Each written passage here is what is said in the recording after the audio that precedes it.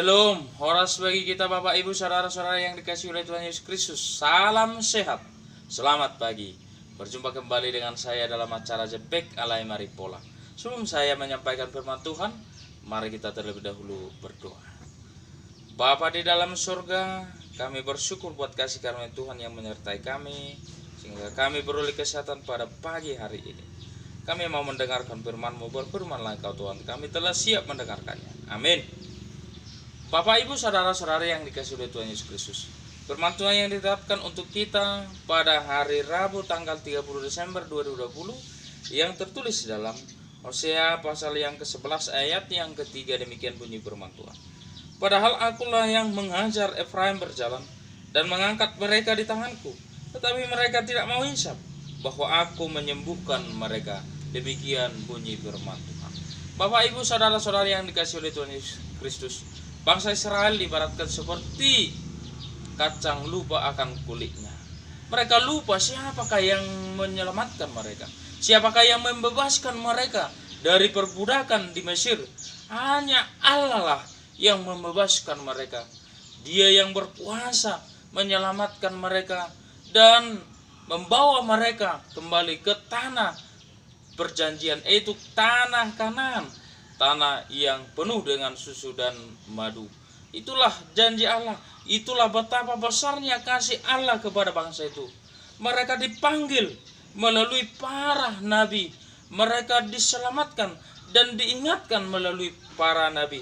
Tetapi apa yang terjadi? Semakin mereka dipanggil oleh Allah, tapi mereka makin pergi jauh dari hadapan Allah. Mereka bahkan mempersembahkan korban kepada Baal dan meninggalkan Allah dan percaya kepada patung-patung.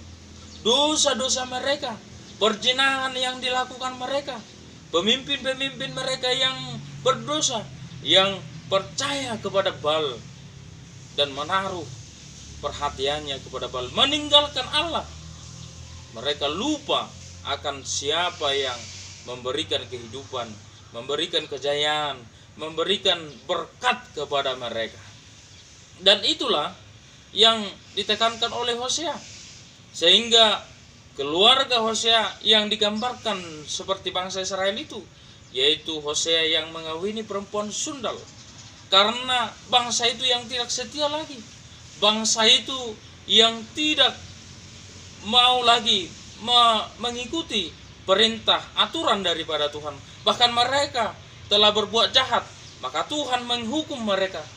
Tuhan Allah menghukum mereka atas perbuatan mereka, kesalahan yang mereka lakukan di dalam hidup mereka. Dan demikian juga firman Tuhan dikatakan, padahal akulah yang mengajar Efraim berjalan dan mengangkat mereka di tanganku. Tuhan mengatakan, akulah yang menyelamatkan, yang mengajar, mengiring mereka keluar dari tanah Mesir, menyelamatkan mereka, bahkan mengangkat mereka dengan tangan Tuhan. Tetapi mereka tidak mau insaf. Mereka tidak mau insaf dari perbuatannya, tidak mau bertobat. Bahkan mereka tidak mau melakukan kehendak Tuhan, bahkan mereka meninggalkan Allah itu sendiri. Dan itu yang disesalkan oleh Allah kepada mereka. Bahkan Tuhan mengatakan di sini, aku yang menyembuhkan mereka. Allah yang menyembuhkan mereka, memulihkan mereka dari kehidupan mereka. Namun mereka semakin meninggalkan Allah. Mereka dapat hukuman dari Allah. Bapak, Ibu, saudara-saudara yang dikasihi oleh Tuhan Yesus Kristus, bagaimana dengan kita? Tuhan menyelamatkan kita. Tuhan selalu membimbing kita. Tuhan selalu mengasihi kita. Apakah kita akan semakin menjauh dari Tuhan? Semakin kita mempelajari agama, semakin kita dekat kepada Tuhan, semakin agama itu nampak nyata di dalam kehidupan kita. Apakah kita akan semakin menjauh dari Allah? Apakah kita tidak mau insaf bahwa Tuhan telah menyembuhkan kita, Tuhan telah menyelamatkan kita, bahkan kita lupa kepada Allah yang menjadikan kita? Janganlah seperti itu, Bapak, Ibu, saudara-saudari yang dikasihi oleh Tuhan Yesus Kristus. Mari kita ingat kembali kepada Sang Pencipta kita, kepada Tuhan Sang Penyelamat kita, Dia telah menebus dosa kita lahir ke dunia untuk memberikan nyawanya sebagai tebusan dosa kita. Untuk itu mari kita insaf, bertobat, dan kita mengakui kemahakuasaan Allah. Dia telah menyembuhkan kita.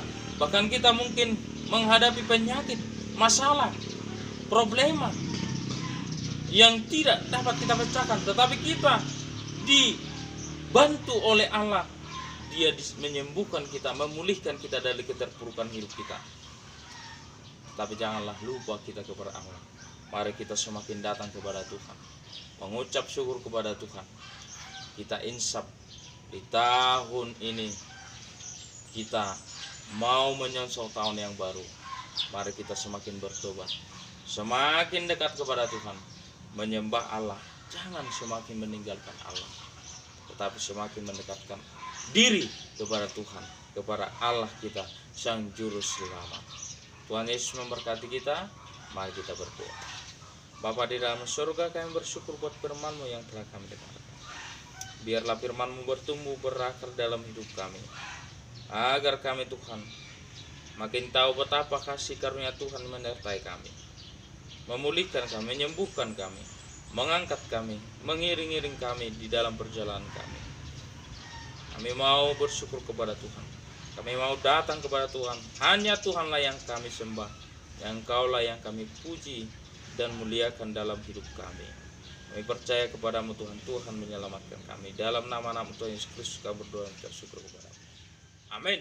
Horas.